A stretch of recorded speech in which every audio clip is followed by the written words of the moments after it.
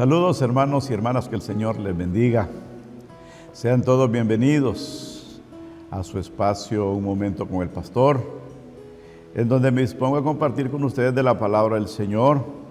Mi deseo siempre es que el amor de Dios Todopoderoso y la gracia de mi Señor Jesucristo sea con todos ustedes.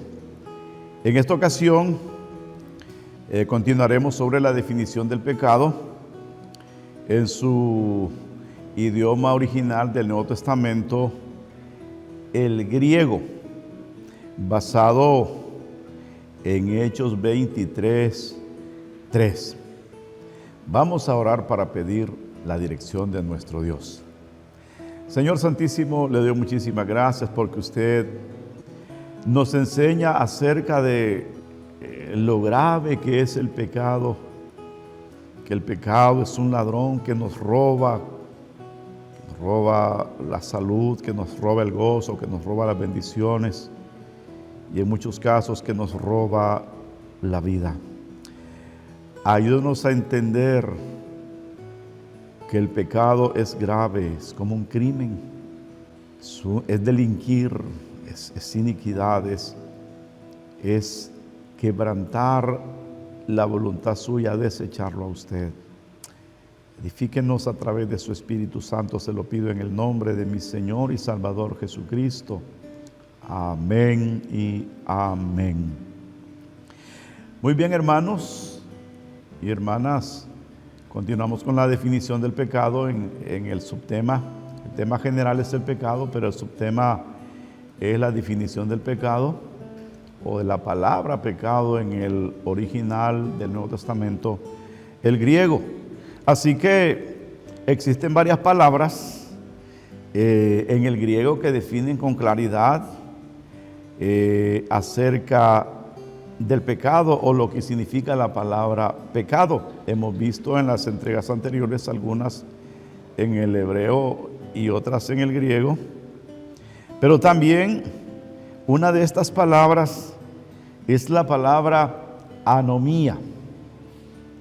Anomía, que tiene que ver o significa, entre otras cosas, ilegalidad, violación de la ley, impiedad, maldad, infracción, infringir la ley, iniquidad, transgresión y desorden.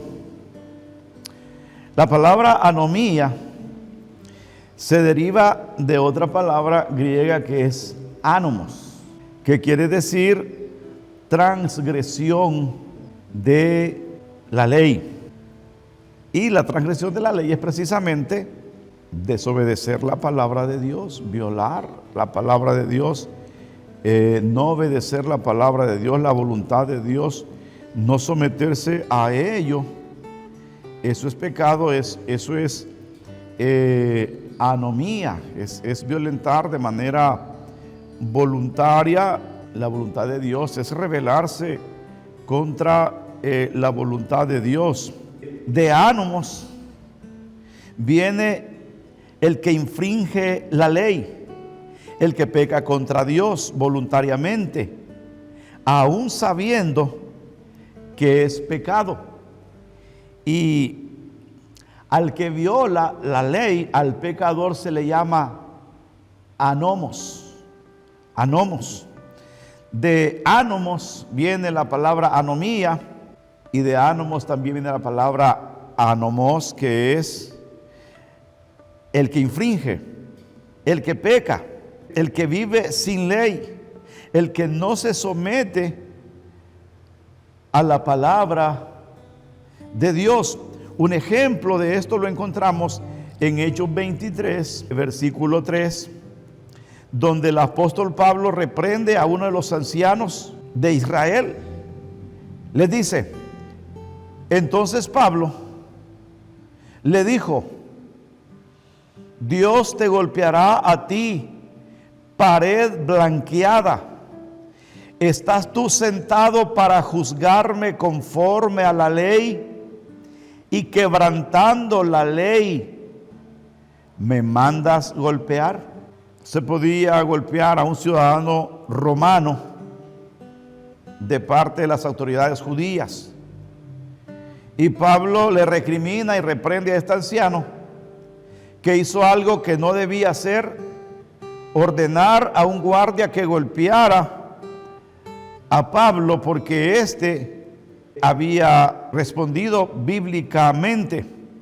Así que ese es un anomos, el que voluntariamente quebranta la palabra del Señor.